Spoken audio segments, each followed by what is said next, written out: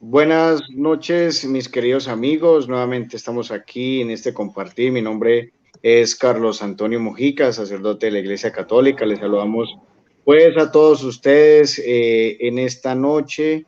Les saludamos pidiendo pues que el Señor abra para ustedes la fuente de toda bendición. Queremos pues en esta noche tener una entrevista, un compartir, un profundizar sobre el canon, ¿sí? Que es un tema supremamente importante donde no tiene que existir interpretaciones dobles, no tienen que existir interpretaciones dobles porque el canon obedece a una historia. Y como el canon obedece a una historia, la historia es una sola, la historia no la podemos repetir para cambiar, tenemos que saber que hay una historia que fundamenta la organización del canon y que la protagonista de esa historia es nada más y nada menos que la Santa Madre Iglesia Católica. Bienvenidos José Alejandro Garro y Betty Valenzuela, quienes nos acompañan en esta noche. Pueden saludar a las personas mientras le damos aquí pues la invitación a Elmer, que también ha querido unirse. Bienvenido, José, puede hacer su presentación.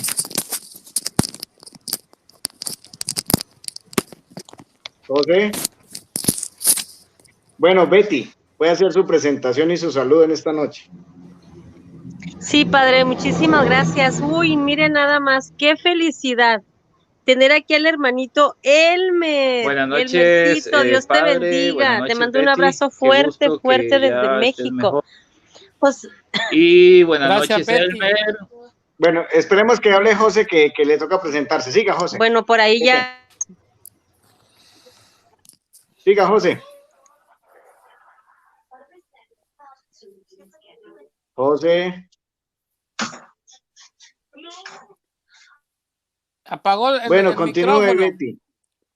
Betty. Prende el micrófono, José. Bueno, mientras tanto saludamos a Elmer. Bienvenido, buenas noches, Elmer. Haga su presentación y su saludito sencillito para todos. Gracias, padre. Dios lo bendiga. Gracias por la invitación. Es un placer para mí. Buenas noches. Estar aquí ¿Me con escuchan usted. ahí? Hoy sí, José. Saludos, sí, José, adelante, ahora sí. Saludos, Betty. Saludos, Elmer. Saludos, José. Estamos aquí, bendiciones. Muy bien, gracias, José. Adelante, Elmer. Gracias, padre. Gracias por la invitación y para mí, pues, es un honor estar aquí participando con usted. También con Betty, que gracias a Dios ya está mejorcita. Es una bendición tenerla, pues, ya sanita aquí en las redes sociales. Que Dios te bendiga, Betty.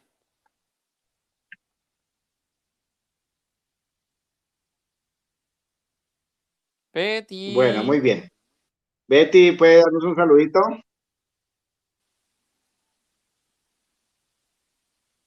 Bueno, entonces vamos pues a continuar. José también nos escucha. Entonces, vamos a hacer una enseñanza sobre el canon, ¿sí? Esto, para comprenderlo del canon, no solamente con este en vivo basta. Necesitaremos más profundizaciones, pero vamos a tratar de dar los elementos más esenciales. ¿Qué podemos decir del canon? El canon e inspiración. La inspiración es la guía del Espíritu Santo a los agiógrafos. Pero el canon, que significa caña, regla, es ya la definición como tal que ha hecho la Iglesia. En caso del Nuevo Testamento, que hicieron los judíos, en el caso del Antiguo Testamento, que no se llama Antiguo Testamento, sino para ellos se le dice Biblia hebrea, porque para ellos no hay Nuevo Testamento, solo a ellos se dice Biblia hebrea. Entonces, como es una historia que no podemos cambiarla, es una sola verdad y vamos a tratar de descubrirla en esta noche. ¿Listo? Bueno, pues no sé, Betty no tiene buena señal y José también. Sí. Entonces, a ver, vamos a hacer lo siguiente. Ya que está Elmer, vamos a hablar de a 5 minutos. ¿Listo? Muy bien, padre. ¿Qué le parece? Elmer. ¿Me escucha? ¿Qué le parece si leo Listo, una parte? voy a comenzar. Ojo a Es que- este, señor.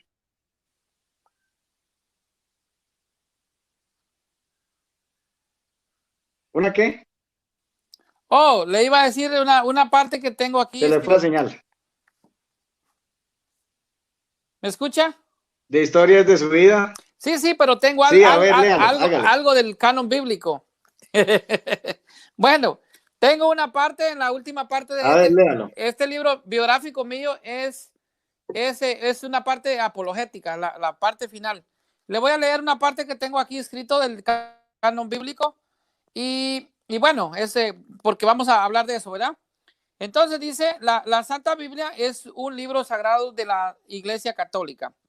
El canon de la Biblia que conocemos hoy día fue creado por la Iglesia primitiva que en la carta de San Ignacio de Antioquía, obispo de la ciudad de Antioquía en el año 107 después de Cristo, a la iglesia hermana de Esmirna la menciona como católica, que significa universal. Bajo el pontificado del Papa San Damaso I, en el Sínodo de Roma del año 382, y esa versión es la que San Jerónimo de Estridón tradujo al latín, dicho canon consta de 73 libros, 46 constitutivos del llamado Antiguo Testamento, incluyendo 7 libros llamados actualmente deuterocanónicos, que son Tobit, Judith, primer libro de los Macabeos, segundo libro de los Macabeos, Sabiduría, Eclesiástico, Siracide y Baruch, y 27 del Nuevo Testamento. Fue confirmado en el Concilio de Hipona en el año 393 y ratificado en el Concilio III de Cartago en el año 397 y Cuarto Concilio de Cartago en el año 419. El primer canon, cronológicamente hablando, fue el canon alejandrino, o la Septuaginta, versión de los 70. Fue formado por 70 sabios judíos. Ellos reconocieron 46 libros y quizás un poco más como divinamente inspirados por Dios. Y escribieron en griego todos estos libros del Antiguo Testamento aproximadamente unos 250 años antes de Cristo. Cuando vino Jesucristo, habló de las escrituras que contenía la Septuaginta o versión de los 70. Y fue así como la Iglesia Católica formó el verdadero canon del Nuevo Testamento en el Concilio Romano del año 382, bajo la autoridad del Papa San Damaso I, en reunión con los obispos católicos, y determinó que la Biblia se conformaría con 46 libros en el Antiguo Testamento, que es la versión de los 70, y 27 en el Nuevo Testamento, para un total de 73 libros divinamente inspirados. El segundo concilio de Hipona en el año 393, el tercer concilio de Cartago en África en el año 397, y cuarto de Cartago en el año 419, únicamente ratificaron lo decidido por el Concilio Romano del año 382. Por eso la lista de los libros de la Biblia fue decidida y canonizada por la Iglesia Católica, y por lo tanto la Biblia es un libro sagrado de nuestra Santa Madre Iglesia Católica. Muchos quieren la leche, pero odian la vaca. Esta es parte de lo que estoy hablando acerca del canon bíblico en este libro. Esto no tuvo nada de participación en lo que fue el debate con Barrabán que tuve hace unos 2 días, padre. Bueno, esto quise compartirle que está en mi libro. Bueno, muy bien. Listo, José, ya volvió. José, quería al iniciar dar una introduccióncita. Adelante, José, tiene la palabra. José, para ya iniciar con este tema que va a estar muy interesante. José, enciende el micrófono, José, para que nos haga la presentación. José,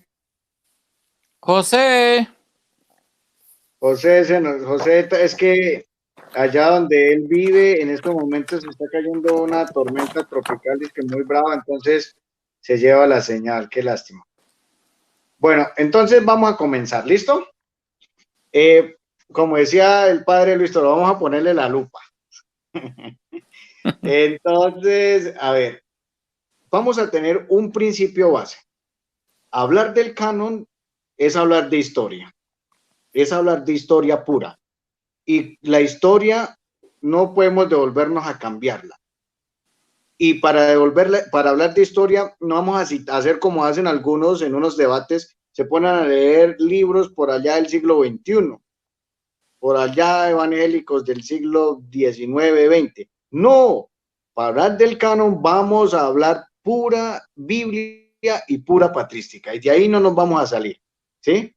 Porque la historia es una sola, y no podemos devolver. Lo que hacen muchos, dicen ser teólogos, se devuelven es para decir 3 historias cuando es una sola. Entonces vamos a comenzar, ¿cierto? Vamos nosotros a saber primero que la palabra inspiración es la guía del Espíritu Santo a los autores, a los agiógrafos que pusieron por escrito la tradición que era oral, la pusieron por escrita, inspirados por el Espíritu Santo. Primero fue tradición oral y después fue tradición escrita, ¿sí? Ahora, el canon, ¿qué es el canon? El canon significa caña recta, ¿sí? Y que la determina una iglesia.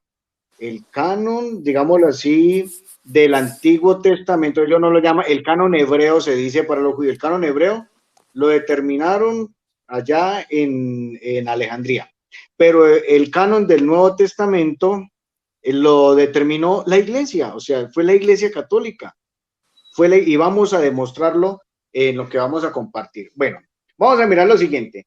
¿Cuáles son los criterios? Esto lo tenemos que meter en la cabeza. ¿Cuáles son los criterios para establecer la canonicidad de los escritos del Antiguo Testamento? Son 3 criterios. Primer criterio que tenemos que tener presente, la Biblia de los 70 o la Septuaginta, ¿sí? La Biblia de los 70, la Septuaginta, ¿sí? Que por allá en el 232, 234, el sumo sacerdote de Jerusalén mandó a Alejandría 70 ancianos para que tradujeran los pergaminos. ¿Por qué fueron a Alejandría? Porque hubo 2 diásporas, la diáspora hubo la destrucción de Jerusalén, del Reino del Norte en el 722, unos se fueron para Siria y otros se fueron para Alejandría, al norte de Egipto. Ya después, en la destrucción del Reino del Sur, en el 586, algunos fueron para Babilonia y otros se fueron para Alejandría. De tal manera que aproximadamente después del exilio de Babilonia, había más judíos en el exilio que en el mismo Jerusalén. Por esa razón, allá en Alejandría es donde estaban los manuscritos, estaban allá. Nos hacemos la pregunta, si es la tradición de los 70, ¿por qué no está en Jerusalén, que es la capital? ¿Por qué no está en Jerusalén, que es la meca de la fe de los israelitas? ¿Por qué no está ahí? Pues estaba ya en Alejandría de Egipto, porque había más israelitas en el siglo tercero o cuarto, había más israelitas en Alejandría. Entonces, por eso el primer criterio es el canon de Alejandría. Segundo, que hayan sido usados en los cultos de las sinagogas. Que hayan sido usados en los cultos de las sinagogas. Nosotros en la iglesia leemos la Biblia cada 3 años. Lo mismo pasaba con los judíos. Ellos leen la Biblia cada 3 años, su canon hebreo se dice. A ellos no se les dice Antiguo Testamento porque decir Antiguo Testamento supone que Nuevo Testamento, no. Ellos se dice la Biblia hebrea. Entonces, segundo criterio, que hayan sido leídos en las sinagogas, ¿sí? Y tercer criterio, en cuanto a, aquí lo añadimos en cuanto a nosotros, que esos escritos del Antiguo Testamento estén citados en el Nuevo Testamento. Que hayan citas de esos libros en el Nuevo Testamento. Por eso aquí entramos a lo candente de los deuterocanónicos. Al principio, ¿por qué no aceptaban los deuterocanónicos? Porque se creía que no habían citas de los deuterocanónicos en el Nuevo Testamento, cuando en el Nuevo Testamento hay más de 300 citas de los deuterocanónicos. Entonces, esos 3 criterios los tenemos que tener muy claros para determinar los libros canónicos del Antiguo Testamento. Ahora vamos, para los criterios para la canonicidad de los escritos del Nuevo Testamento. Primero, que quienes los hayan escrito hayan visto a Jesús con sus propios ojos. Quienes los hayan escrito hayan visto a Jesús con sus propios ojos. Ese es el primer criterio. Segundo criterio, que hayan sido leídos en las misas de las catacumbas. Que hayan sido leídos en las misas de las catacumbas, ¿sí? De los primeros cristianos.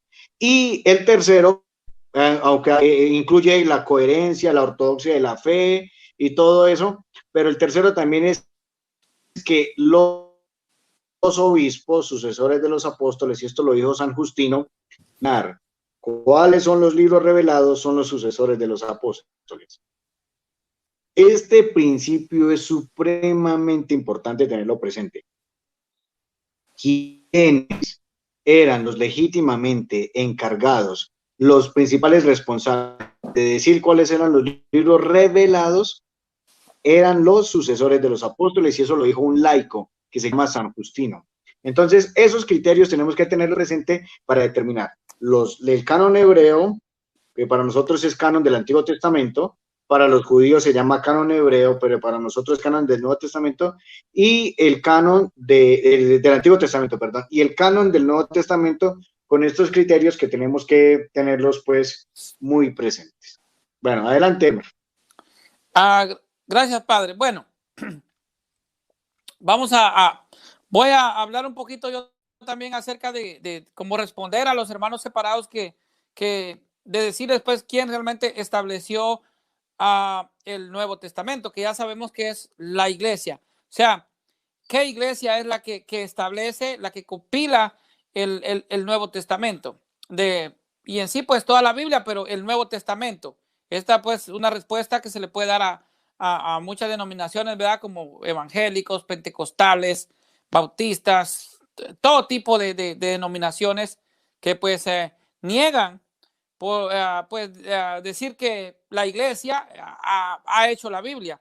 Pues, y pasó hace poquito con un debate donde el oponente decía que no se le debía nada a la iglesia, pero es la iglesia la que establece el Nuevo Testamento. Y si ellos dijeran de que no tienen el canon de la Biblia, de la iglesia católica, entonces la pregunta sería ¿por qué ellos tienen el Nuevo Testamento cuando este realmente es un testamento 100% católico? Porque todas las cartas fueron enviadas a iglesias católicas. Ahora bien, cuando San Pablo escribió a Timoteo desde la niñez, has sabido de las Sagradas Escrituras, las cuales te pueden hacer sabio para la salvación por la fe que es en Cristo Jesús. Esta cita nosotros la encontramos en 2 de Timoteo capítulo 3 versículo 15. Dice, él está hablando de las Sagradas Escrituras que hoy conocemos como el Antiguo Testamento o la Biblia hebrea, como usted dice. En este tiempo todavía no se había escrito todos los libros del Nuevo Testamento. Jesús no escribió pues así ningún libro. Se hubiera querido que la fe viniera por la lectura solamente, él nos hubiera dicho si poder leer hubiera sido el requisito para la salvación. Habrían sido muchos los perdidos en la historia de la cristiandad, y esto es algo ilógico, que a veces los hermanos separados no lo entienden, aunque usted le explique con manzanitas, porque hasta el siglo XX la lectura había sido privilegio de unos pocos. Jesús no mandó a sus discípulos a escribir algo, sino que les mandó a predicar la buena nueva, como vemos en Mateo 28:19, ir pues por todo el mundo y predicar el evangelio. Y bueno, aquí la cita dice ir por todo el mundo y hacer mis discípulos a todas las personas, y nos da incluso la forma trinitaria del bautismo, ¿verdad? El Padre, el Hijo y el Espíritu Santo. Pero algunos de los apóstoles como Pedro, también Pablo, Santiago, Juan, Mateo y Judas escribieron parte de las enseñanzas de Jesucristo. Ninguno de los otros escribió cosa alguna, a lo menos no lo sabemos por los datos que existen. Si la interpretación particular de la Biblia debiera ser una regla divina, como enseñó Lutero, parece que fueron muy remisos los apóstoles en su obligación, porque varios de ellos se contentaron con predicar y no hubo ni uno que escribiera todas las cosas que enseñó y mandó Cristo, como nos dice Mateo 28:20. ¿Cómo entonces cumplieron este mandato? O sea, y aquí viene la base que usted explicaba, padre, que es realmente pues esta enseñanza fue primero oral y esta es la tradición de la iglesia. Entonces los primeros cristianos siguieron el mandato de ir y hacer mis discípulos, que yo estoy citando en Mateo 28:19. Luego comenzaron a poner por escrito la tradición que recibieron, es decir, lo que se iba predicando, la variedad de las comunidades, la necesidad de la comunicación y de un texto o de varios textos comunes. y lo iban exigiendo. Además, iban desapareciendo los testigos oculares, porque sabemos, padre, que pues los apóstoles también pues se iban a morir, pero estos fueron dejando sucesores, como el caso de Ignacio de Antioquía, que es pues un sucesor directo del apóstol Pablo y el apóstol Juan. Pues entonces hoy tenemos también los obispos que son legítimos sucesores pues apostólicos. Entonces, convenía redactar recuerdos y esquemas de predicación. El Espíritu Santo inspiró a Pablo y a los demás autores del Nuevo Testamento a escribir para el bien de toda la iglesia. Entonces, primero coleccionaron las cartas de Pablo en diferentes ciudades. Yo vi que usted, padre, ya explicó qué carta fue primero y así en el orden cronológico, la fecha, los años y todo eso. Entonces, algunas cartas se perdieron, como la carta, es la carta de la Odisea, que se menciona en Colosenses capítulo 4 y versículo 16, una carta que era parte también, creo, de la liturgia, pero que está perdida y ahí se menciona. Entonces, Marción, y aquí vamos a hablar para aclarar a algunos que sí, Marción es católico. Marción era un cristiano, pero con tendencia gnóstica. Marción, pues se creía que el Dios del Antiguo Testamento era uno y el Dios del Nuevo Testamento era otro, era un dualista. Este cristiano gnóstico escribió en el año 110, estamos hablando más o menos en el tiempo de San Ignacio de Antioquía, que los cristianos deberían rechazar el Antiguo Testamento y todo lo que era judío en los demás escritos cristianos. Los obispos lo condenaron y reconocieron que las escrituras hebreas continuaban siendo revelación. Luego un hombre llamado Tasio trató de unir los distintos evangelios en uno solo, quitando lo repetido en ello, pero no fue una idea aceptada por muchos. Entonces, en los primeros siglos de la iglesia aún no se había determinado cuáles libros formarían el canon de la Biblia, que es una lista de libros inspirados.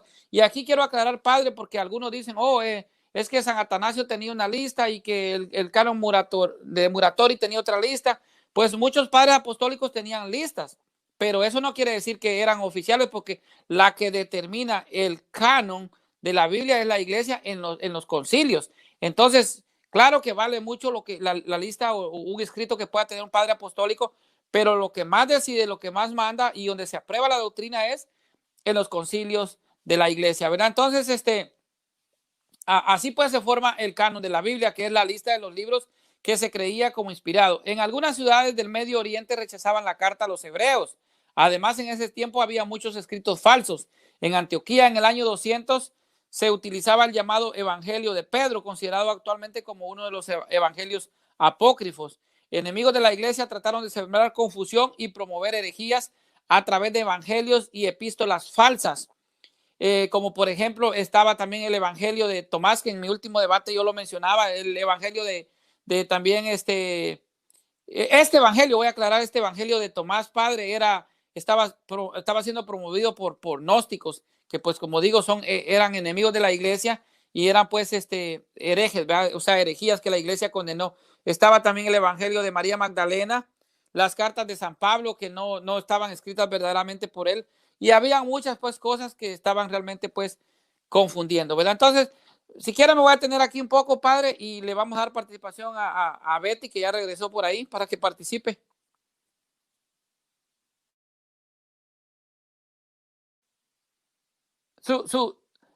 Su audio, padre. Ahí está. Muy bien, Betty. Tiene la palabra, Betty, ¿nos escucha? Sí, padre, aquí ahora sí. Estaba teniendo problemas, pero ya estoy aquí.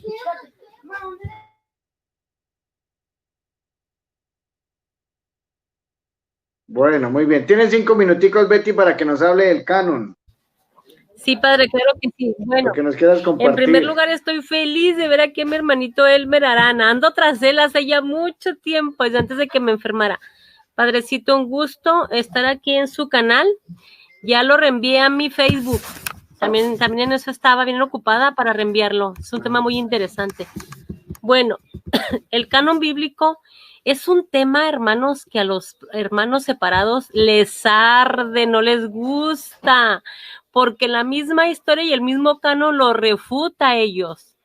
A ellos les encanta hablar de los dogmas de la Iglesia Católica, que si el Papa es Pedro y cosas así, ¿no? No, pero el canon y la sola escritura, hermanitos, es un tema que les da con todo el mismo tema a ellos. Bueno, Elmercito habló de algo muy interesante. No escuché al padre, no escuché lo que dijo, pero Elmer dijo algo muy importante. Como siempre, Elmercito, súper inteligente y muy sabiondo. Marción. Los hermanos separados dicen que Marción, el hereje, ya tenía establecido el canon. Fíjense nada más, que ya tenía establecido los 27 libros del Nuevo Testamento. Así es que la Iglesia Católica, ¿aquí dónde queda? Porque ellos dicen que en el Concilio de Roma, con el Papa San Damaso I, que no se estableció ningún canon, porque el canon ya estaba establecido por el hereje Marción. Ciertamente tienen razón y no tienen razón. ¿Por qué? Porque Marción no aceptaba todos los libros del Nuevo Testamento. Por ejemplo, el libro de San Lucas no lo aceptaba. Algunas epístolas del apóstol, creo que nada más las epístolas de Pablo aceptaba, pero no aceptaba, creo, ni el Apocalipsis, ni varios libros del Nuevo Testamento. Es decir, esos 27 libros que los hermanos separados cargan bajo la axila y que presumen decir que son palabra de Dios, esos 27 libros no eran 27 libros, hermanos, eran más libros. Por ejemplo, estamos hablando del Pastor de Hermas, el Apocalipsis. Pero ¿saben quién fue el que dijo no? Solamente se quedan 27 como inspirados, la Iglesia Católica. ¿Dónde? En el año 382. Ahora, en el Concilio de Hipona y en el Concilio de Éfeso, creo, ahí sí no, ya, ahí sí me rasparon, ¿en cuál, Hermer? No, es que tienes apagado el micrófono.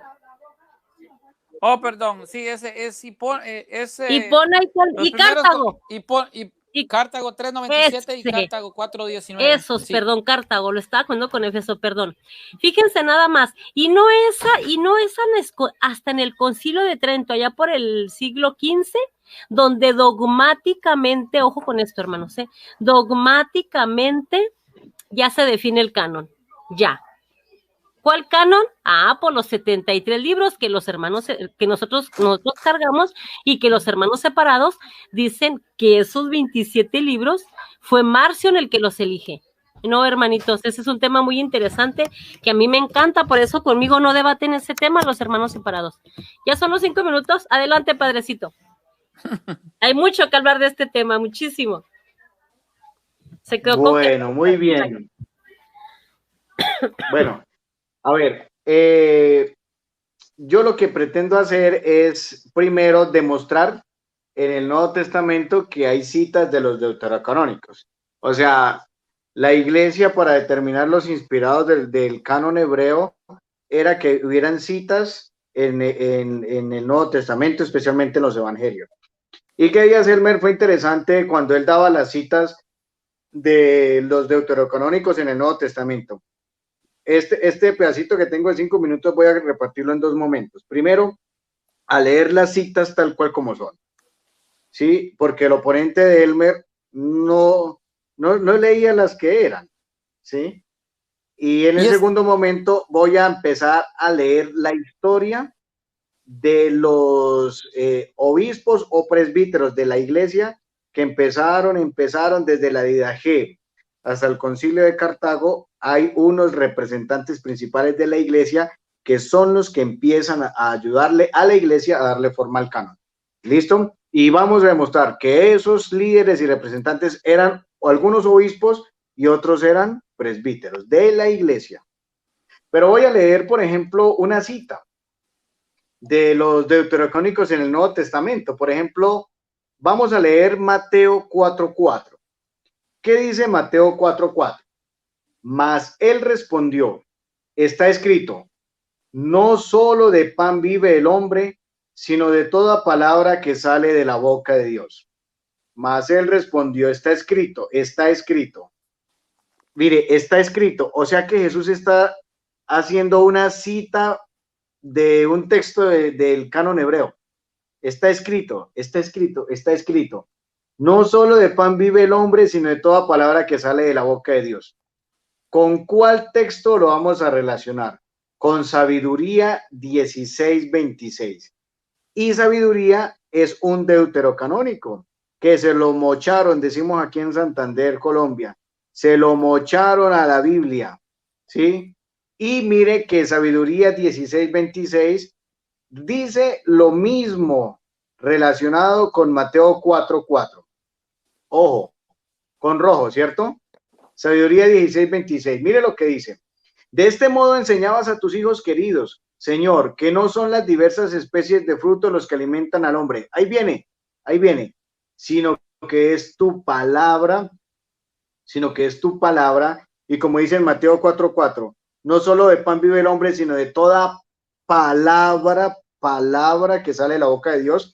Aquí en Sabiduría 16:26 dice, no es de las diversas especies de frutos que alimentan al hombre, no solo de pan vive el hombre, sino que es tu palabra la que mantiene a los que creen en ti. O sea, ahí sin duda vemos una referencia de sabiduría. Vamos a buscar una del primer libro de Macabeos. Mateo 4:15. Mire lo que dice Mateo 4:15.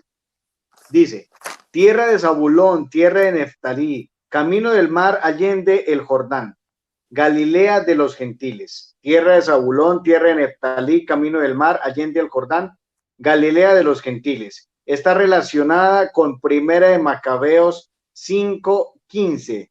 Vamos a mirar lo que dice Primera de Macabeos 5:15. Primera de Macabeos.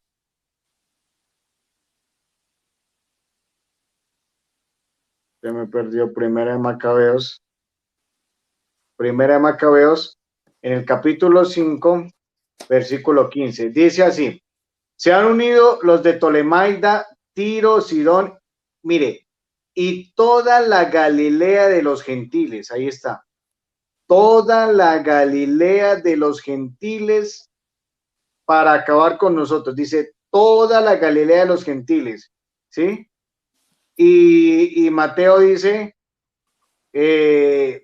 Galilea de los gentiles también en ese versículo. Entonces, ahí sin duda encontramos referencias de los deuterocanónicos en el Nuevo Testamento. Hay muchísimos más, pero con esos dos nos basta. Bueno, ahora vamos a mirar un poco de historia, porque es que el canon es una historia, y esa historia es una sola.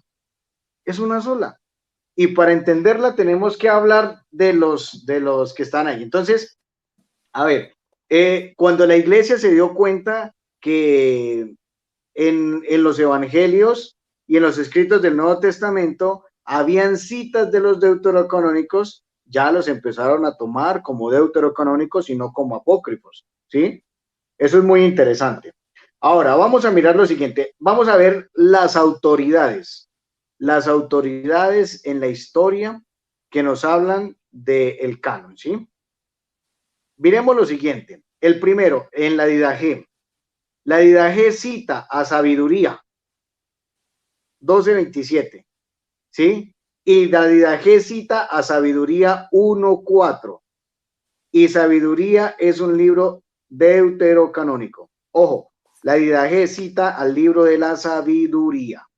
Por eso cuando la ideología protestante empiece a hacer en debates, a referenciar al libro de la Sabiduría, se jodieron solitos, porque la Didaché cita el libro de la Sabiduría. Y si lo cita es porque no es falso. Vamos con el siguiente, San Clemente Romano. San Clemente Romano cita a Judith y Esther. Clemente Romano cita a Judith y Esther. También cita a Sabiduría y Eclesiástico. Mira, está citando los deuterocanónicos San Clemente Romano. Los está citando. La epístola de Bernabé, ¿sí? La epístola de Bernabé cita a Sabiduría 2:12, que es el texto que no les gusta a los protestantes porque es el que habla. Ese texto les da un resfrío, eso les da... Sí, pero eso es como echarle agua a una plancha caliente. Pero Sabiduría 2:12 nos habla de la muerte de Cristo en manos de los judíos. La epístola de Bernabé, mire, la epístola de Bernabé cita también al libro del Eclesiástico. Vamos avanzando. San Policarpo de Esmirna. San Policarpo de Esmirna en la epístola a los Filipenses cita al libro de Tobit. Ojo eso. San Policarpo de Esmirna cita el libro de Tobit, ¿sí? Sigamos, San Ignacio de Antioquía. En la epístola a los Efesios cita el libro de Judith. Tobías, Judith era un deuterocanónico. Esto es muy poderoso. El pastor de Hermas, en el 140 al 154, cita los deuterocanónicos. Cita Tobías, segunda de Macabeos, sabiduría y eclesiástico. Bueno, ahora vamos a mirar. Estas autoridades son católicas. La Didache es católica, porque en la Didache habla de obispos, presbíteros y diáconos. San Clemente Romano es católica, porque es el tercer papa de la Iglesia Católica. La epístola de Bernabé, bueno, que dicen que es de Bernabé el que iba con Pablo, pero es eminentemente católica. San Policarpo de Esmirna, un obispo eminentemente católico. San Ignacio de Antioquía, otro obispo eminentemente católico, ¿sí? Y el pastor de Hermas, bueno, pues ahí ya ese es, pero son eminentemente católicos. Bueno, y ahora voy ya para darle la palabra a nuestro amigo Elmer Arana, la otra autoridad, porque es que estamos hablando de la fijación del canon. La otra autoridad es el canon muratoriano, ¿sí? Que se los voy a leer a ustedes tal cual está escrito. El canon muratoriano, que se llama fragmento muratoriano, ¿sí? ¿Y quién lo escribe? San Pío I. Y San Pío I es un papa, es el papa número 10 de la Iglesia Católica, señor. Ah, bueno. Listo. Siguiente vereda, dicen aquí. Listo, Elmer, hágale. Oh, ok. Sí, padre, bien importante lo que usted mencionó de todo eso de la autoridad y la referencia de los textos del Nuevo Testamento con el Antiguo Testamento. Y es cierto lo que usted dice. En el caso de mi oponente, pues a lo mejor hubiese sido que le diera 2, 3 o 4, porque yo le di como 100 citas y ahí pues fue una bombardeada totalmente y se quedó pues sin defensa prácticamente. Hablando del pastor de Hermas, antes de seguir con lo que le voy a contar, el pastor de Hermas, padre, si usted sabe, era Hermas, que es el autor del pastor, ¿verdad? Hermas era hermano del Papa Pío I. Yo no sé si usted sabía esto, son hermanos. Y por eso es de que también el canon el fragmento de Muratori que usted menciona, también menciona mucho al Papa Pío I, que es el 10º obispo de Roma, o sea, el 10º sucesor de Pedro, como usted dijo. Y también, bueno, lo que tiene este fragmento que no es exacto, o sea, por eso se llama fragmento, no está todo. Incluso los evangelios no están completos. Y entonces, aparte de que menciona mucho al obispo Pío I, también menciona mucho a la Iglesia Católica. O sea, esta lista que ya estaba, esto estaba desde el año 170, y ahorita lo voy a mencionar. Creo que se fue encontrado en el año 170. Esto también pues quiere decir que la iglesia tenía mucho interés en cuanto al canon de la Biblia, pero toda esta lista que mencionan pues son listas católicas. Incluso cuando mi oponente mencionaba también a San Atanasio y la lista de San Atanasio, fíjese la mentira. Él mencionó que en la lista de San Atanasio estaba el tercer libro de Esdras y el cuarto libro de Esdras. Y estos libros no estaban en la lista de San Atanasio. No estaban. Y yo se lo puedo demostrar. No existía. Entonces, la primera lista de los libros compilados es un intento de decir que el canon, conocida como la lista muratoriana, que es la que estamos hablando, padre, es encontrado en el año 170 más o menos al 180 después de Cristo. Contenía los 4 evangelios, el Apocalipsis de Juan, 13 cartas de Pablo y el libro de sabiduría, pero omitía la epístola a los hebreos y la epístola de Pedro y otros. O sea, por eso es de que era inexacto, a eso me estoy refiriendo, y por eso se le llama fragmento, porque no estaba completo. Durante el periodo de 140 al 220 después de Cristo, habían dudas sobre Hebreos, Santiago, segunda de Pedro, también la segunda carta y la tercera carta de Juan, que es a lo que pues se tenía duda, y por eso es que en el Nuevo Testamento también hay 7 libros que eran considerados deuterocanónicos. O sea, pues aquí los hermanos separados tendrían que decir que van a quitar esos libros que también se tenían dudas sobre ellos. Entonces, segunda y tercera carta de Juan, y también el libro del Apocalipsis, que también se dudaba mucho del mismo Apocalipsis. Y muchos que creían también en la Didache y el pastor de Hermas, Clemente de Alejandría, que usted ya también lo mencionó, y también el Estromata, y 3, y aceptó la carta de Bernabé y pastor de Hermas. Clemente citó el Apocalipsis de Pedro como si fuera una escritura. Según Orígenes, también discutía Hebreos, Santiago y la carta de Pedro, la segunda de Pedro, segunda y tercera de Juan, que es la que ya mencioné. Judas en el periodo del 220-400 también se dudaba, y Serapión, es un obispo de Antioquía en el año 190 después de Cristo, prohibió a su diócesis leer el Evangelio de Pedro. Sin embargo, la gente lo seguía apreciando, o sea que era considerado ya en la liturgia de la iglesia. Y todos estos criterios se unieron para que la iglesia pudiera determinar qué libros pues ya eran determinados. Y esto fue lo que pasó en Trento, que es lo que la hermana Betty mencionó. Entonces, hacia el fin del tercer siglo, salieron otras listas diferentes, por ejemplo, de Mileto, obispo de Sardis, Irineo, obispo de León. En Andi está el Eres, y segundo, que no reconoció la carta a Filemón. En el oriente, Juan Crisóstomo no dudaba de la segunda de Pedro, tercera de Juan, y Judas y el Apocalipsis. Sin embargo, poco a poco el Espíritu Santo guió a la iglesia para discernir cuáles libros debían ser aceptados en el Concilio Romano bajo la autoridad del Papa San Dámaso I, que él estuvo en el año 366, 384 después de Cristo. Y aquí fue donde le cité pues al hermano que compartía conmigo o debatía conmigo la lista de lo que era ¿cómo se llama de Denzinger, que tiene la lista en el concilio del 382, perdón, del concilio del 382, está en la lista donde se define la escritura, están los 7 libros deuterocanónicos. Entonces, esto es bien importante para eso. Entonces, bueno, le voy a dar la oportunidad a Betty para que pase, y luego pues sigo yo en mi otro bloque.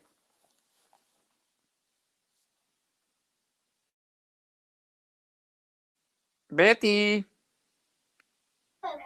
Sí, aquí estoy, perdón. Ya. Ay, es que aquí me estaba peleando con mi hijo. ¿Cuánto tiempo tengo? 5 minutos. Bueno, yo me pierdo con este tema, me pierdo. Miren, aquí tengo algo. Ay, es que son muchas cosas. A ver si me alcanza, ¿eh? El padre mencionó poquito de la historia sobre este tema. Fíjense nada más lo que decía, por ejemplo, nos faltó también mencionar, por ejemplo, Orígenes, Tertuliano, pero yo voy a mencionar así un poquito a San Agustín.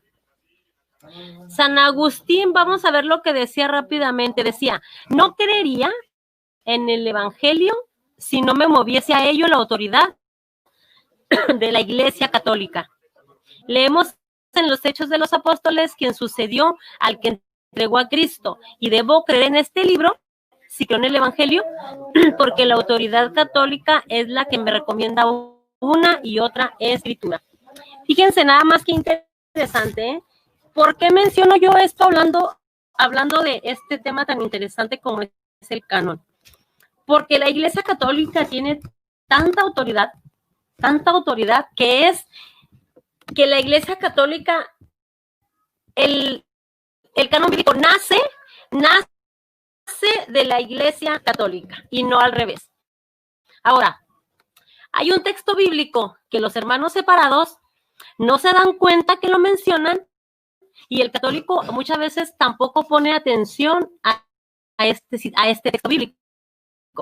Cuando ellos le dicen a usted, es que toda la escritura es inspirada por Dios, y ellos tienen un dogma. ¿Cuál es ese dogma que tienen ellos? El de que la sola escritura, de que la Biblia es la única norma de fe y conducta. Y para eso ellos mencionan este texto bíblico. Por favor, hermanitos, anótenlo.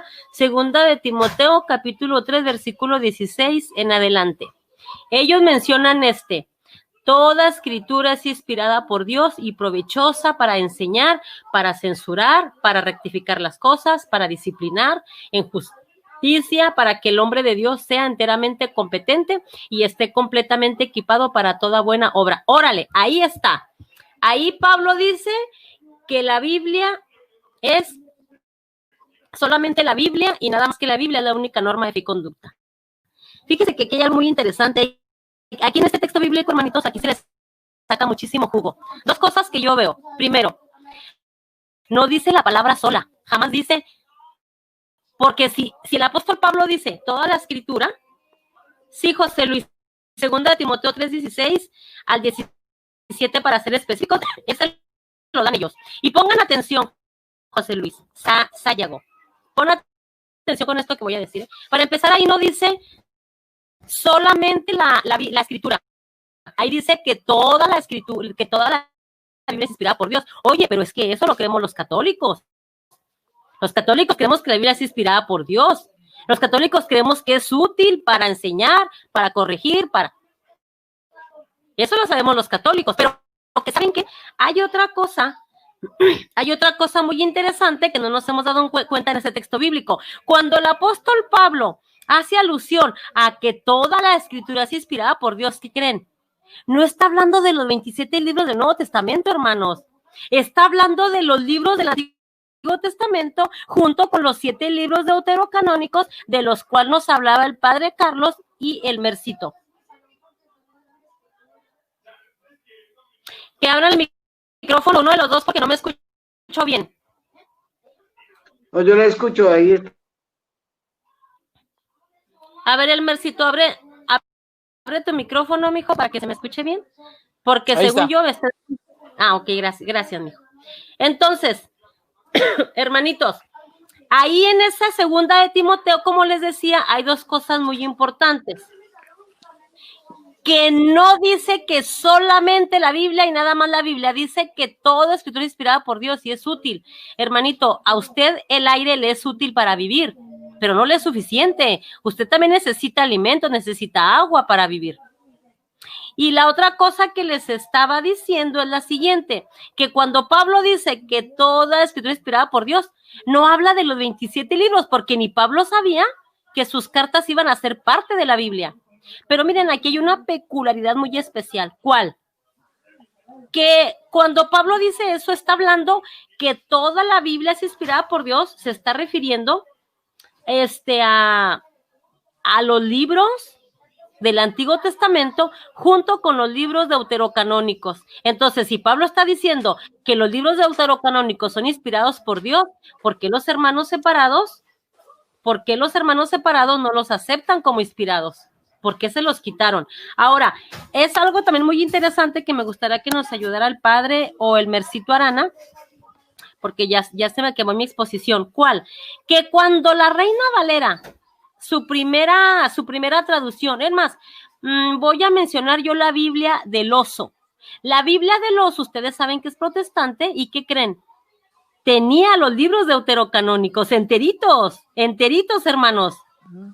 Entonces, ¿quién le quitó esos 7 libros? Hermano, no fue Martín Lutero.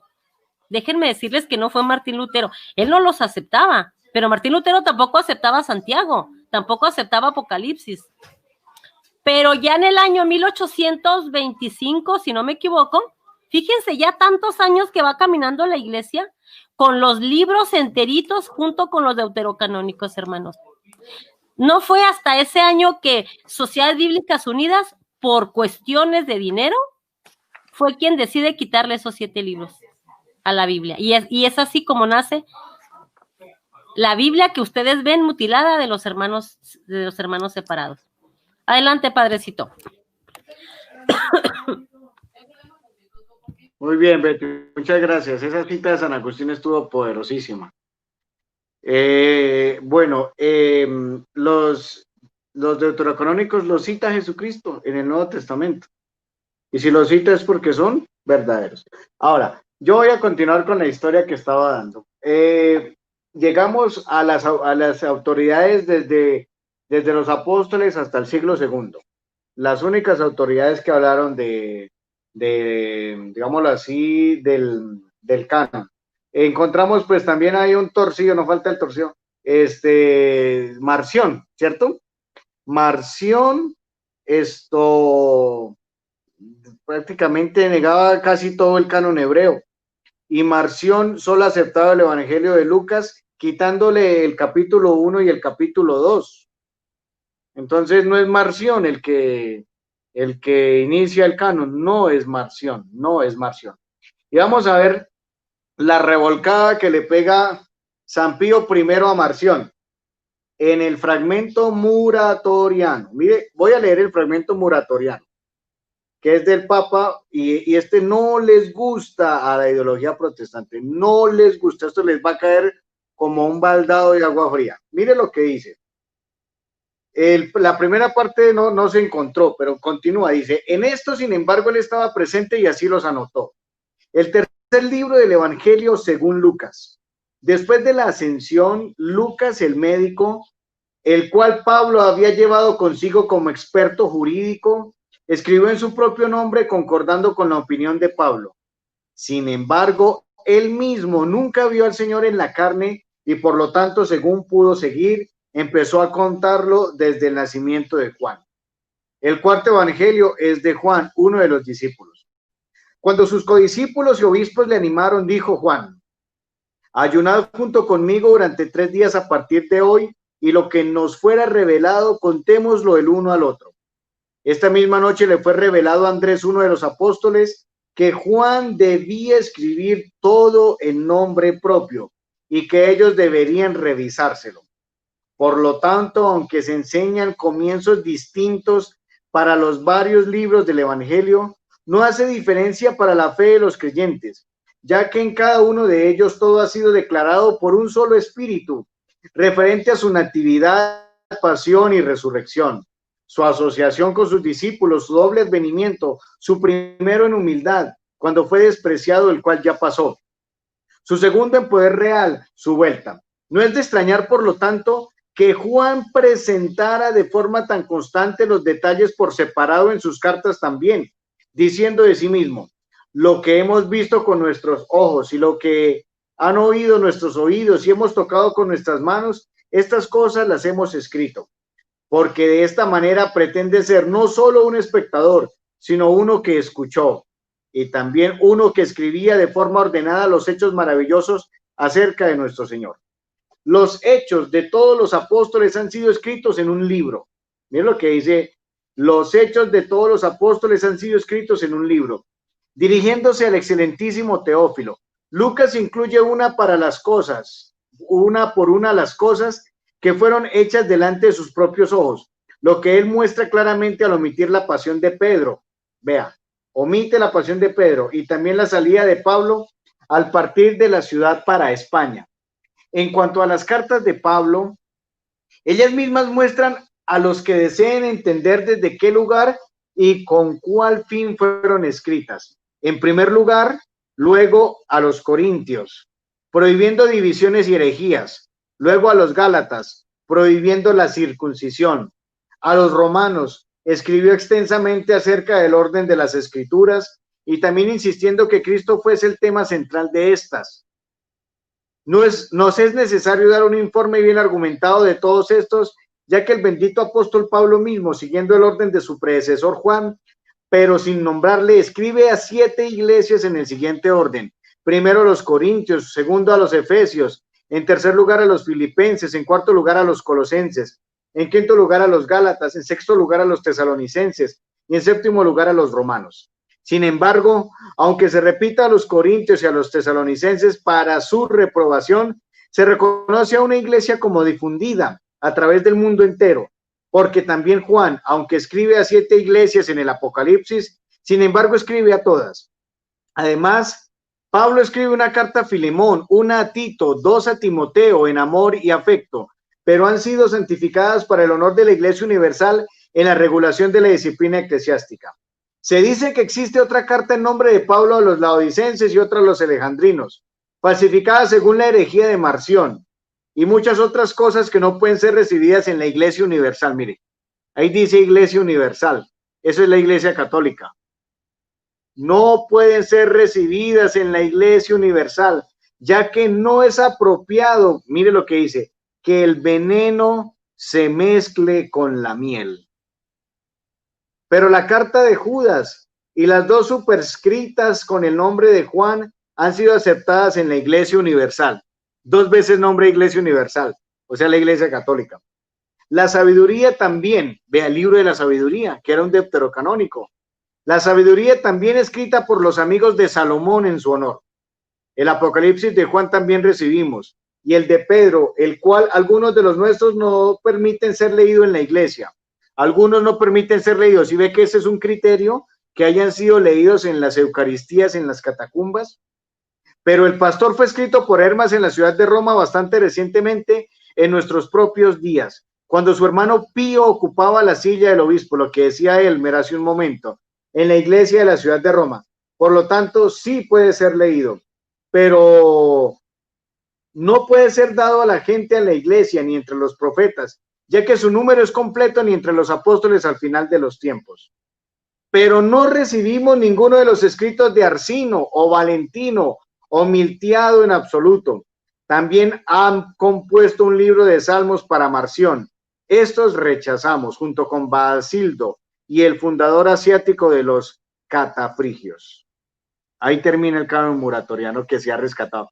Ahí es muy claro que ya se empieza a formar el canon del Nuevo Testamento, ¿cierto? Eso es muy interesante. Tiene la palabra, Elmer.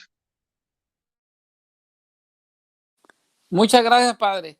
No, pues qué completo. Y esto nos confirma que nosotros estamos en la iglesia verdadera y que es la iglesia la que compiló el canon de la Biblia. Y como yo lo digo siempre, la Biblia es un libro sagrado de nuestra Santa Madre Iglesia Católica. Y padre, Betty decía algo muy importante. Y es una pregunta que no pudo responder mi oponente, es ¿por qué realmente por 225 años la Biblia del Oso del año 1569 y la Biblia del Cántaro del año 1602 cargó los 7 libros deuterocanónicos y no los quitaron? ¿Por qué la cargaron bajo el brazo por 225 años y no lo quitaron? Y leía yo a un erudito, pero muy respetuoso, un erudito protestante que es González Báez Camargo, donde él dice en uno de los videos que las sociedades bíblicas en Hamburgo quitaron esos libros. Dice, en Hamburgo notifica a Londres que por 5,000 libras esterlinas por año quita la ayuda si no retira los libros de la Biblia. O sea, pues dieron dinero para quitar estos libros. Y esto pues lo dice un erudito protestante, no lo dice Elmer Arana. Entonces, ¿por qué ellos cargaron esos libros y pues en ese tiempo no fueron, en ese tiempo sí eran inspirados, pero después de que la sociedad bíblica los quita, ya no eran inspirados? Entonces voy a volver al tema de siempre la compilación por parte de la iglesia. Ahora voy a ver qué es lo que pasa en lo que es el concilio de Hipona del año 393. ¿Qué pasa ahí? En el concilio de Hipona en el año 393 lo que hace es confirmar la lista promulgada por el Papa San Dámaso I durante el sínodo de Roma del año 382. Pero representa también la primera confirmación oficial. O sea, ahí se confirma por primera vez. Después del 382 se confirma en Hipona. En adelante, en las actas de los sínodos, lo mismo de los orientales que los occidentales, y en los decretos que los papas. Ejemplo, San Inocencio I, que lo vemos que aparece del 398, si no estoy mal, al 41. O sea, esto es ya hablando después del concilio de Cartago del año 397. Pero entonces aparecen los libros del Nuevo Testamento en el concilio de Cartago del año 397. O sea, aquí ya vamos a una segunda confirmación oficial. O sea, se ratificaron las decisiones de los concilios anteriores. Se ratifica tanto el sínodo de Roma, el concilio de Roma y el de Hipona en el año 393. Y luego se van hasta lo que es otra vez Cartago, que es Cartago II en el año 419, que es para reafirmar el canon, porque todavía habían dudas sobre las cartas, por ejemplo, de Santiago, de Judas y la carta a los Hebreos. Entonces encontramos la lista de los 46 libros del Antiguo Testamento, que son de la Septuaginta, y el decreto número 36 de este concilio. Todo esto ocurrió más de 3 siglos después de la muerte de Jesús. O sea, estamos hablando del siglo III, el 382 al 400, 419 hasta llegar a lo que es el concilio de Cartago en el 419.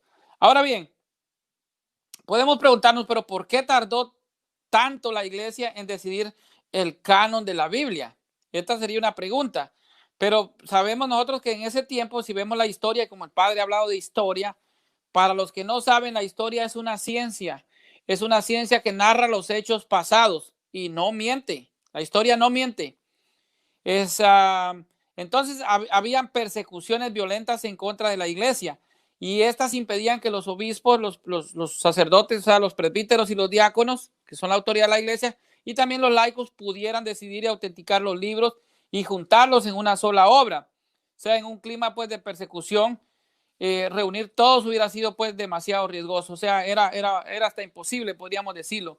Pero cuando el emperador Constantino dio paz al mundo cristiano, o sea, terminó la persecución hacia los cristianos, pues ya se emprendió pues la obra de juntar las varias partes de las escrituras, todo con el empuje del obispo de Roma, o sea, el Papa San Dámaso I, que dio la autoridad al mismo pues San Jerónimo para lo que es la traducción de la Biblia, que es la Vulgata. Entonces el argumento de que la iglesia manifestaba odio en contra de la Biblia no es cierto.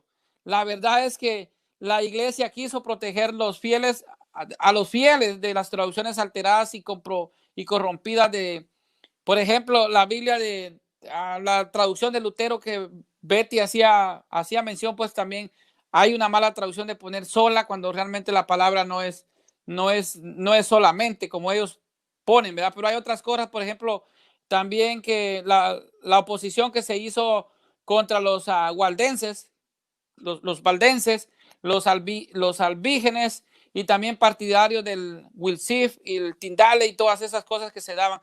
Era un poco difícil por todo este problema que se estaba dando, pero la historia nos dice que estas fueron un poco de la oposición que se dio y todo esto pues era un obstáculo para las autoridades de la iglesia realmente en ese tiempo, ¿verdad?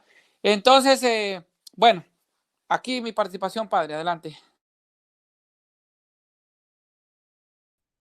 Adelante, Betty, tiene la palabra. Sí, muchísimas gracias, padre. Bueno, pues yo creo que ya esta es mi última participación.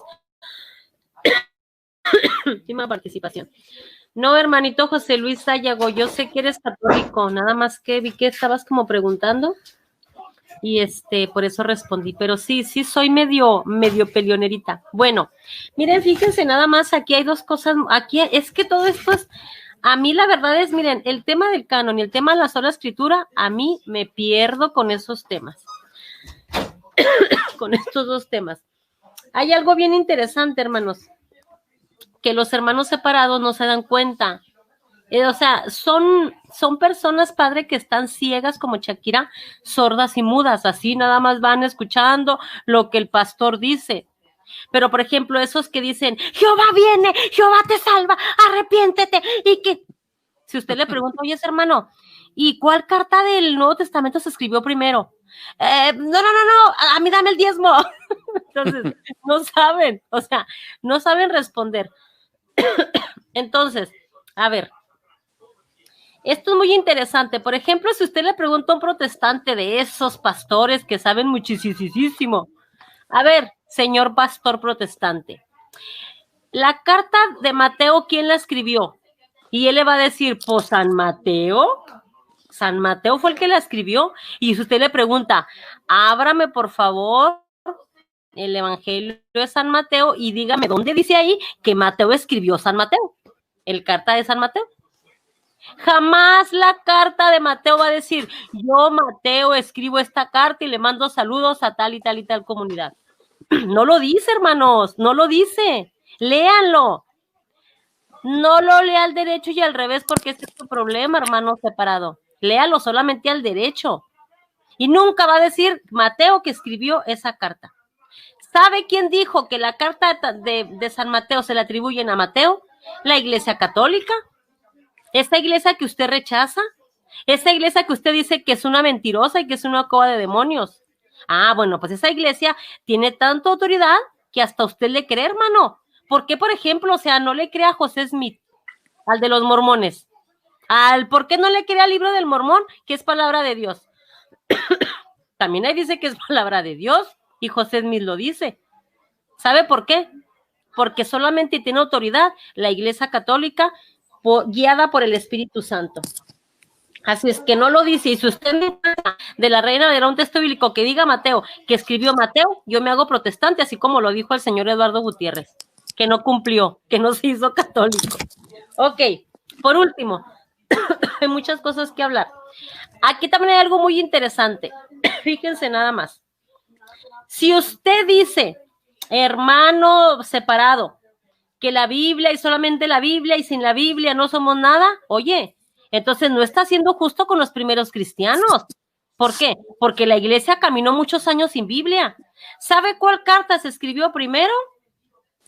¿Sabe cuál carta escribió primero del Nuevo Testamento? Una carta del apóstol Pablo. Creo que fue la carta a los tesalonicenses. Creo, ¿eh? Entonces, pero Pablo se convierte, ¿cuántos años después, hermanito? ¿Cuántos años después se convierte? La iglesia ya iba caminando, 30 años después. 15 años, no me acuerdo. Ahorita ando todavía con mis neuronas medio malas. Entonces, hermanitos, ¿cuántos años la iglesia caminó sin Biblia? ¿Qué hacemos con esos cristianos que no tienen una Biblia, como usted ahorita dice? Voy a la esquina a comprar una Biblia Reina Valera. No había Biblia, hermanitos, pero Betty, sí había Biblia. Existe el Antiguo Testamento. El Antiguo Testamento no es la Biblia, hermanos. La Biblia la conforman el Antiguo y el Nuevo Testamento. Así es que no venga con el católico con cuentos. Católico, despierte. Como dice el padre, hay que estudiar historia. La misma historia lo refuta. Por eso los buenos protestantes, los que buscan la verdad, se meten a la historia. ¿Y qué creen? Se hacen católicos, porque se topan con la verdad, porque se topan que la iglesia católica es la iglesia de la historia, se topan con que la iglesia católica es la iglesia de la Biblia, se topan con que esa Biblia que ellos leen es propiedad de la iglesia católica, y es la única, por lo tanto, que tiene la autoridad para interpretarla. Gracias, padrecito, y saludos a todos los que están aquí. Mi hermanita Sandra, José Fuentes, que por eso tengo debate este sábado y el domingo, creo. A ver si no se me agarra la tos y me deja. Gracias, padrecito, adelante. Tiene que cuidarse, ¿o yo? Pues que no. Sí. Que sigas mejor, bueno. Betty, descansa. Bendito Dios. Usted es la madrina bien aquí de todos. Tiene que estar bien, ¿o yo? Cuídese. Bueno, sigue mi participación. Entonces yo voy a continuar con lo que estoy dando sobre la historia. Los que he citado son de la Iglesia Católica, obispos o presbíteros. Y ahora voy a citar a un laico que se llama San Justino. San Justino, en un libro que se llama La Apología 1:46, alude a Daniel 3. O sea, lo cita, ¿sí? Y en el diálogo con Trifón, en el numeral 71, acusa a los judíos de rechazar, mire lo que dice Justino, acusa a los judíos de rechazar de la versión griega de los 70 las escrituras que testifican a favor de Cristo. Ahí está. ¿Por qué los judíos al principio que tenían la Septuaginta, que es el mismo canon de Alejandría, el oponente de Elmer dijo que la Septuaginta es diferente al canon de Alejandría, que son dos cosas diferentes? No, son la misma. Él dijo eso ahí. Entonces, está equivocado. Ahora, fíjense que los judíos quitaron de la versión griega de los 70 las escrituras que testificaban a favor de Cristo. Testifica, por ejemplo, los macabeos, la resurrección. Por ejemplo, Sabiduría 2:12, la muerte de Cristo. ¿Sí? Entonces, Justino los acusó, y Justino era un laico de la Iglesia Católica. Él nos hace un recuento de cómo eran las misas en las catacumbas. Las misas en las catacumbas nos habla Justino cómo era, y todo el orden igual de las misas Ahí está lo referenciado por San Justino. Avancemos otro poco más. Siguiente autor principal, uno que se llamaba Atenágoras, en el 177, en un libro que se llama Legatio Pro Christianis 9, cita explícitamente a Baruch 3:36, considerándolo como uno de los profetas. Después viene San Ireneo de León, cita a Baruch bajo el nombre de Jeremías. Aduce a los capítulos 13 y 14 de Daniel, atribuyéndoles a este profeta. También se sirve frecuentemente del libro de la sabiduría. Ojo, Ireneo cita el libro de la sabiduría, que es deuterocanónico y que los protestantes lo quitaron en su Biblia. Y no saben por qué. Ellos están siguiendo a los judíos. Están siguiendo a los judíos. Sigue Clemente de Alejandría, que es un obispo, San Clemente de Alejandría, un obispo. Conoce todos los libros y los pasajes de los deuterocanónicos. Si aceptamos el primero y segundo de Macabeos, mire, los considera sagrados y canónicos. Ahí está. Clemente de Alejandría. Y el oponente de Elmer citaba a Clemente de Alejandría. Y mire, Clemente de Alejandría es un obispo de la Iglesia Católica. Un obispo y doctor. Y él dice que primera y segunda de Macabeos son sagrados y canónicos. Sigue, Orígenes, ¿cierto? Se sirve con frecuencia de todos los deuterocanónicos. Tobías, Judith, Esther, primera y segunda de Macabeos, sabiduría y eclesiástico. Dice que son inspirados. Siguiendo con esto, con él mismo confiesa la autoridad de la iglesia. Dice, ausi sumus uti in hoc loco Danielis exemplo, non ignorantes quonian in hebree positum non est, sed quonian in ecclesiis tenetur. Mira lo que dice. Sabemos que este ejemplo de la vida de Daniel no está en el texto hebreo, pero lo usamos porque es aceptado en las iglesias. O sea que era leído en las misas de las catacumbas de los primeros cristianos. Sigue San Cipriano, en el 258. Coloca entre las escrituras canónicas todos los deuterocanónicos, a excepción de Judith. Bueno, San Hipólito de Roma admite todos los deuterocanónicos, exceptuando Judith y las partes deuterocanónicas de Esther. Ahora vamos a pasar a San Atanasio, en el 372. Cuando usted terminó su debate con Salvador Barragán, Elmer, un muchacho, un pelado, ahí subió una foto del canon de San Atanasio, ¿cierto? Y todo lo demás. Y yo tengo la foto, padre. ¿Cómo? Yo tengo esas fotos, yo agarré las capturas. Sí. Y mire San Atanasio. Admite solamente los 22 libros protocanónicos, incluyendo entre ellos a Baruch y la carta de Jeremías. También conoce los libros apócrifos y aquellos de los cuales se duda, probablemente los deuterocanónicos, los cuales son casi todos citados. Vea, San Ambrosio cita los deuterocanónicos, y en esa foto decía que él no los aceptaba. Y mire, él los cita en un libro que se llama Catequesis. Cita todos los deuterocanónicos en Catequesis, como inspirados, ¿sí? El mismo San Atanasio, en un libro que se llama Catequesis, cita a todos los deuterocanónicos. Y ahora, ya para ya que te darle la palabra a mi amigo Elmer, sería interesante que ahora leamos lo que dice el Concilio de Roma, que es como 9 añitos posterior a San Atanasio, que está en el Denzinger. Aquí, ¿cuál es la autoridad máxima? La autoridad máxima es un concilio. El concilio es la autoridad máxima, ¿sí?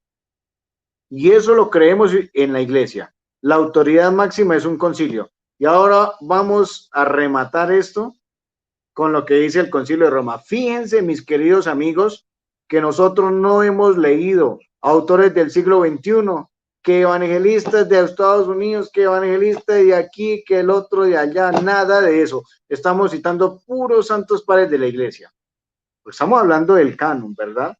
Entonces, Elmer, a mí me gustaría que en esta participación suya que a usted le corresponde, leamos al pie de la letra lo que dice el Concilio de Roma en el 382, que es ya el sello final, porque es la autoridad máxima de la iglesia es expresada en los concilios.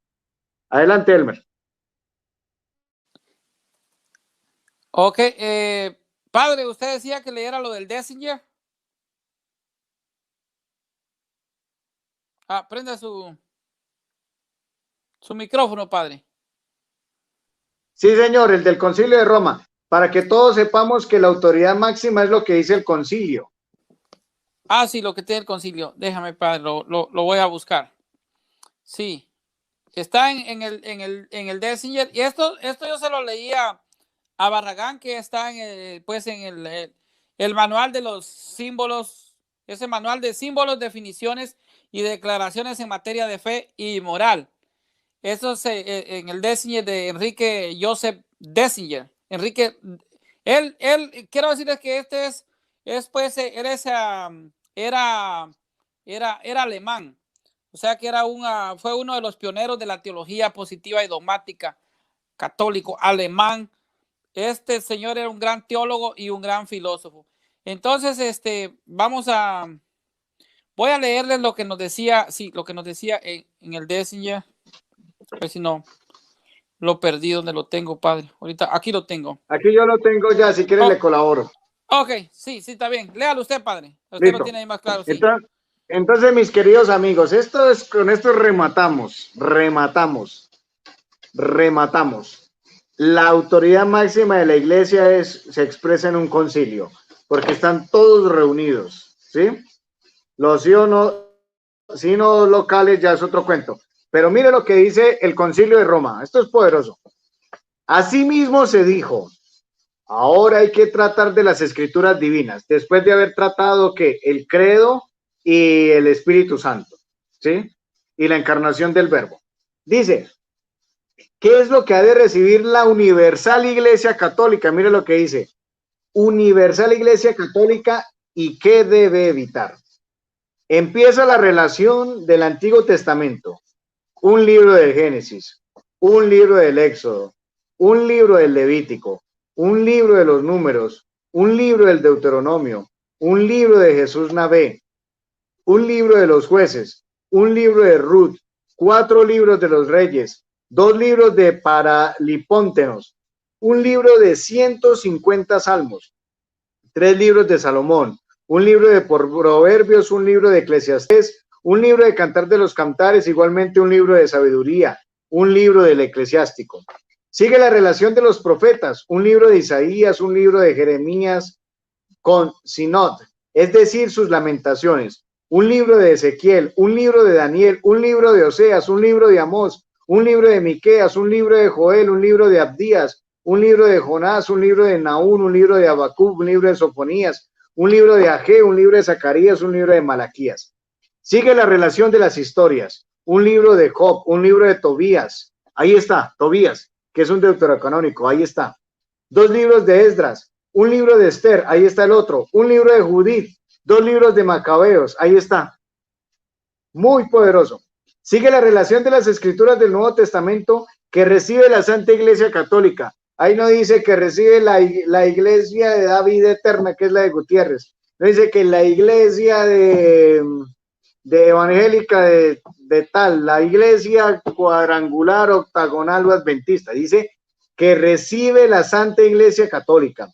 Un libro de los Evangelios según San Mateo, un libro según Marcos, un libro según Lucas, un libro según Juan, epístolas de Pablo apóstol, un número de 14, una a los romanos, 2 a los corintios, una a los efesios, 2 a los tesalonicenses, una a los gálatas, una a los filipenses, una a los colosenses, 2 a Timoteo, una a Tito, una a Filemón, una a los hebreos, porque Hebreos, segunda y tercera de Pedro, segunda y tercera de Juan y el Apocalipsis todavía estaban como que esto, porque los milenaristas los habían usado para argumentar sus herejías, ¿sí? Entonces por eso la iglesia tuvo mucho cuidado, mucho cuidado. Primero acabaron con las herejías y después definieron el canon, porque los mismos herejes usaban Apocalipsis, por ejemplo, para hablar del milenarismo. Entonces la iglesia fue muy prudente, muy prudente. Es que la iglesia definitivamente fue muy sabia. Primero acabó con los herejes y después declaró el canon.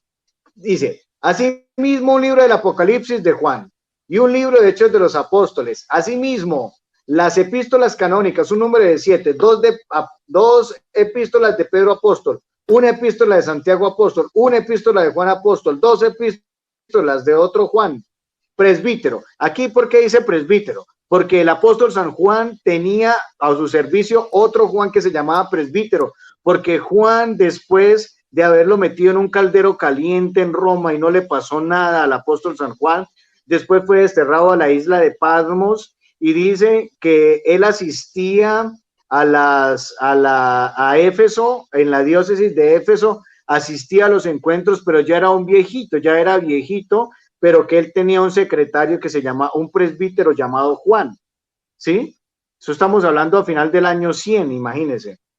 En el año 30 se conoció con Jesús, imagínense, era el más joven, pongámosle una edad temprana, unos 20, 25 años, más 70 años, casi 80, 90, ya estaba ancianito. Y entonces por eso se habla de un Juan presbítero, que al parecer era su secretario, porque él ya estaba abuelito. Y una epístola de Judas Celotes apóstol. Acaba el canon del Nuevo Testamento. Ahí está. Fue la Universal Iglesia Católica la que definió el canon definitivo, valga la redundancia, del Nuevo Testamento. Elmer tiene la palabra. Gracias, padre. Sí, así fue. Realmente mi oponente estaba ya pues tirándose saliéndose por la tangente y hablando de Inquisición, cuando el tema realmente era el canon de la Biblia. Entonces, ya para terminar, padre, yo le quería decir que y para recalcar lo que usted dijo y la lista que usted dio, en el año 382, bajo la autoridad del Papa San Dámaso y en el Concilio de Roma del año 382, entonces se definió el canon y quedó de la siguiente manera. O sea, pues está el Pentateuco, en el Antiguo Testamento el Pentateuco, los históricos, los sapiensales, salmos y profetas. En el Nuevo Testamento quedan los evangelios, Hechos de los Apóstoles, las cartas paulinas, las cartas católicas y el Apocalipsis. Entonces se dividió de la siguiente forma. El Antiguo Testamento quedó pues con 46 libros, 5 libros del Pentateuco, 16 libros históricos, hay 7 libros poéticos y sapiensales, está también 6 libros de los profetas menores, hay 12 libros de los profetas mayores, 27 libros en el Nuevo Testamento, que son los 4 evangelios, está Hechos de los Apóstoles, están las 13 cartas de San Pablo, está también las cartas católicas o universales y el Apocalipsis. Así pues se complementan 46 libros en el Antiguo y 27 para un total de 73 libros. Y miren lo importante, el 73, el 7 es la plenitud de Dios, la perfección de Dios, y el 3 es que representa al Dios Trino, Dios Padre, Dios Hijo y Dios Espíritu Santo. La Biblia es obra de nuestra Santa Madre Iglesia Católica, así lo confirma la historia, sin importar que a los protestantes lo acepten o no les guste o no les guste. Quienes depuraron la lista de los libros fueron obispos católicos. Quienes tradujeron las escrituras eran realmente católicos. Quienes escribieron los libros del Nuevo Testamento, porque estos libros van dirigidas a iglesias católicas, fueron católicos.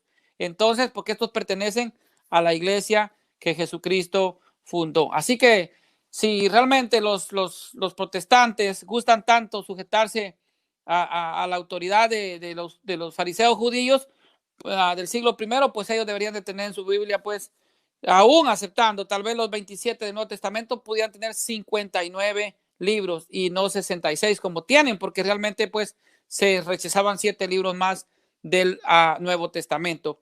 Y si fueran tan estrictos, no tuvieran nada de la Iglesia Católica, solo tuvieran 24 libros, que es lo que conforma el canon judío, pero no tuvieran ningún libro del Nuevo Testamento, o sea, no tuvieran ni un solo libro de los 27 libros del Nuevo Testamento, que son 100% católicos. Gracias, Padre, por la oportunidad que me dio y qué bendición compartir con usted toda esa sabiduría que usted tiene, Padre. Muchas gracias. Yo quiero decir algo. También igualmente yo le quiero agradecer al Padre. Yo le quiero también dar gracias a Dios por nuestros sacerdotes, por nuestro sacerdote Charles, que está aquí con nosotros. De verdad es una bendición tener un guía. La Iglesia Católica tenemos un orden, tenemos guías, tenemos maestros, no estamos solos. Yo me siento así como muy fregona, como decimos aquí en México, como que no le tengo miedo a nada, con nuestro sacerdote Charles y nuestro padrecito Lupe también, que por ahí también nos está jalando siempre las orejas. Sí, pues muchísimas gracias. Y como dice el Mercito, todo se lo debemos a la Iglesia Católica, todo, hermanos. Nada más porque ya no hay tiempo, pero también les iba a dar un poquito sobre los capítulos y versículos que tiene su Biblia protestante. ¿Quién lo dividió en capítulos y versículos? Todo se lo debemos a la Iglesia Católica. Y hay algo muy interesante, Elmer, que por ejemplo ellos que dicen ser tan radicales y literalmente odian a nuestra Santa Iglesia Católica, aceptan lo que la Iglesia dice, aunque no quieran. Entonces yo pienso que eso les da más coraje. ¿Qué es lo que hacen? Leyendo el catecismo. Fíjense, ellos se la pasan leyendo, ven más, se lo saben mejor que yo. Y que el del Dessinger, que en el numeral tanto, y que, hermanitos, fíjense bien, si son tan radicales con aquello en Apocalipsis que dice, hay de aquel quien le quita y le ponga. ¿Sí saben ustedes que ellos ya le quitaron la palabra Jehová a su Biblia Reina Valera? Ya no existe la palabra Jehová. Que dijo mi mamá que después de 21 siglos siempre no. Que siempre no, que ahora solamente es el Señor Dios. O el Señor, algo así. Entonces, hermanitos, ¿entonces qué? ¿Somos o no somos? O sea, o son radicales o no son radicales. Hermanito católico, no se deje robar su fe. No deje que vengan a decirle cuentos. A mi casa ya no va ni un protestante. Me sacan la vuelta. Miren, cuando yo era niña y joven, yo me escondía debajo de la cama. Ahora salgo y les hablo, vengan. Ay, ahorita, y ese ahorita ya se pasan años y años y jamás llegan. Entonces, hermanitos, hay que estudiar. Muchísimas gracias, padrecito. Ahorita voy a esperar su bendición. Gracias, sí. Gracias, Elmer. Tengo contigo un compartir, no se me olvida, solamente tú y yo.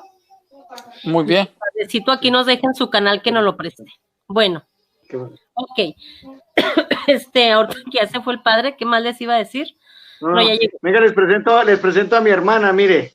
Les presento a mi hermana Marcela. La asustó, padre. Hola. Es la pura cara mía. Es la que bueno, muy bien. Gracias, Beticita. Entonces ya vamos a dar la bendición. Ok, padrecito, gracias. Bendiciones. Señora. Bendición, padre. Listo. Bueno, ya para terminar, quiero terminar con broche de oro, una cosita chiquitica que la tenga aquí en la punta de la lengua, no me voy a demorar mucho. Algo que tenemos que preguntarle a los sectarios o a la ideología protestante, ¿por qué los siguientes apócrifos no están en la Biblia? Ellos tendrán que dar una respuesta.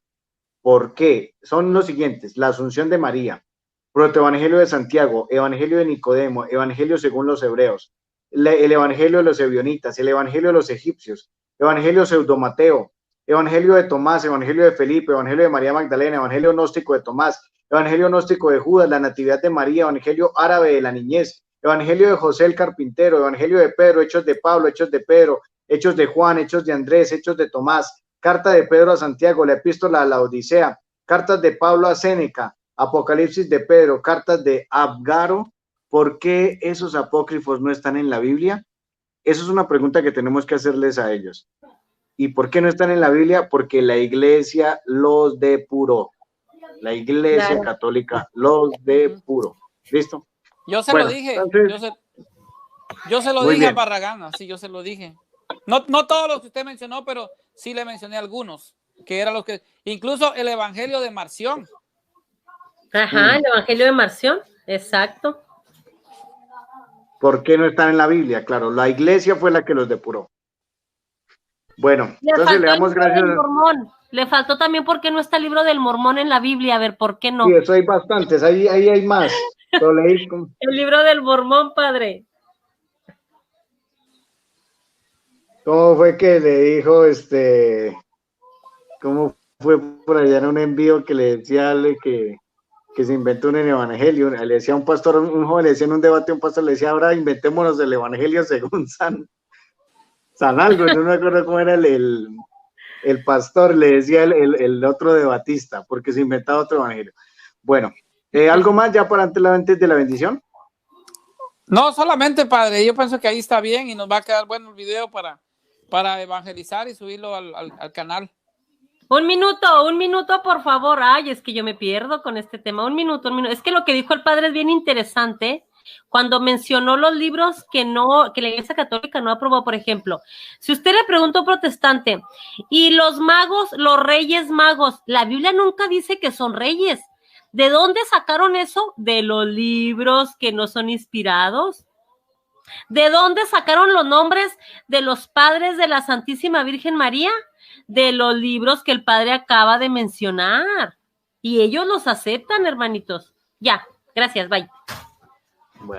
Bueno, antes de irnos, pues saludamos a todos los que nos acompañaron. Un saludo muy especial para todos, todos, y vamos a seguir en estas enseñanzas, fortaleciendo nuestra fe. Pueden compartir este video, él me lo puede subir a su canal.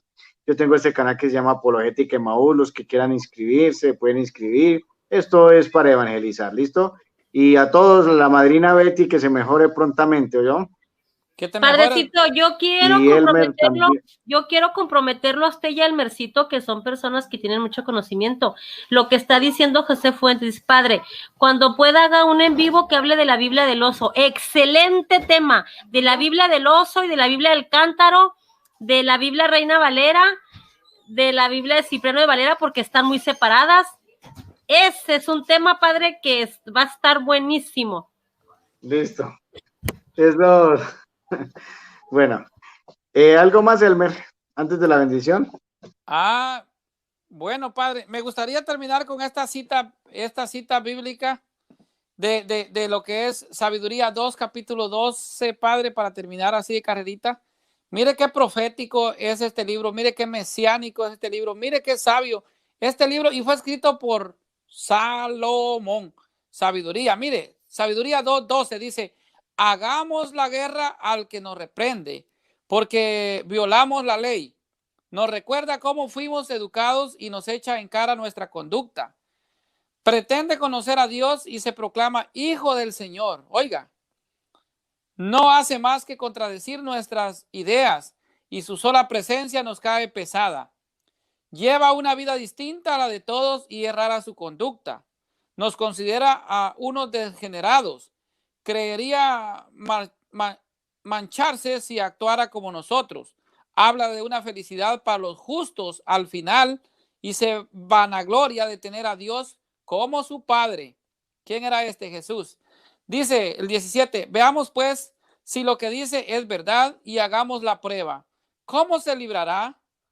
Si él es justo y es hijo de Dios, Dios le ayudará y lo librará de sus adversarios. Sometámoslo y humillémosle a torturas. Veamos cómo las acepta. Probemos su paciencia. Imagínense, esto es una profecía del libro de Sabiduría, capítulo 2, versículo del 12 al 22. Está acusando puramente a los judíos de ser los asesinos de nuestro Señor Jesucristo, y por eso lo quitaron en Yamnia. Solamente, Padre, bendiciones y bendiciones para todos los que vieron este video y esta enseñanza.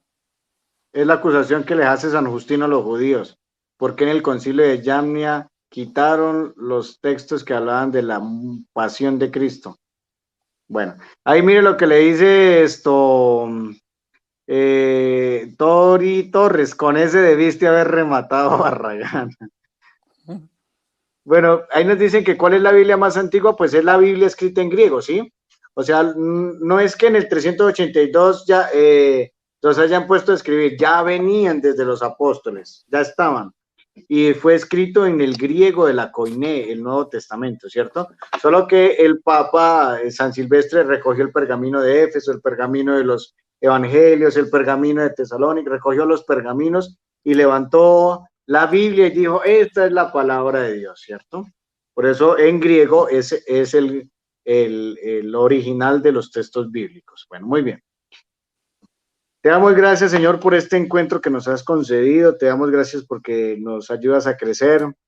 Nosotros que somos indignos siervos tuyos estamos aquí ante tu presencia, pero te pedimos que nos ayudes a huir del aplauso de los primeros puestos y que nos concedas un corazón manso y humilde como el tuyo. Todo es tuyo, todo te pertenece. Te pedimos que tu gracia nos sostenga y acompañe, que inspire nuestros trabajos, que inspire nuestros pensamientos. Y te pedimos, Señor, que con el amor que le tienes a la Virgen Santísima, toques a los enfermos, ese órgano que necesita la salud, ese órgano que necesita la recuperación. Aquellos que están enfermos de coronavirus o están en una cama postrados, con dolores y angustias, por los que los cuidan, para que tú, Señor, les des sabiduría, paciencia y amor. Y ante todo te pedimos que nos des los frutos del Espíritu, que es amor, paz, humildad y alegría. Gloria al Padre, y al Hijo, y al Espíritu Santo, como era en el principio, ahora y siempre, por los siglos de los siglos. Amén. Amén. Y la bendición de Dios Todopoderoso, Padre, Hijo y Espíritu Santo, descienda sobre ustedes y los acompañe siempre. Amén. Bendigamos Amén. al Señor. Demos gracias a Dios. Demos gracias. Muy bien, a que Dios. descansen todos. Feliz noche. Hasta luego.